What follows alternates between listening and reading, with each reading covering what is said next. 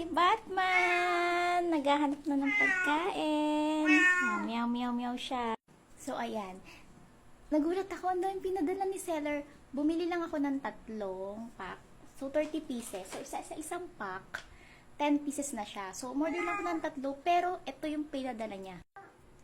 1, 2, 3, 4, 5, 6, 7, 8, 9, 10. Batman.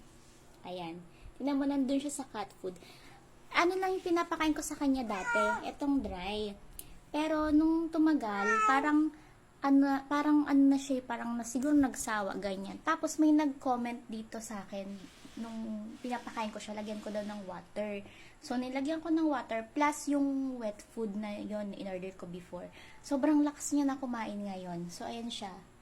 So, kahit dati ang balik niyan, ano lang, umaga tapos gabi na. Pero ngayon, ayan siya. Halos parang oras-oras bumabalik yan.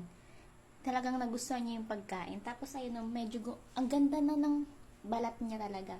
Ay, ng balahibo niya. Sobrang nag-improve talaga siya nung pinakita ko yung mga previous video ko na nagkaroon siya ng galis dito sa bandang ulo niya.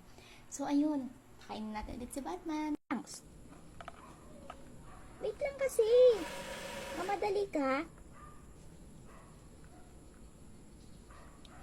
Sandali, ilay natin. Sandali Oh, di ba? Hindi siya makapag-antay.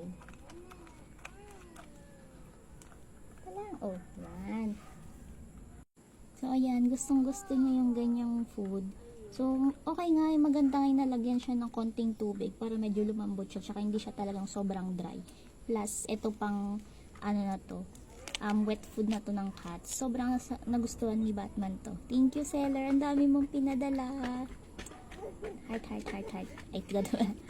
Thank you.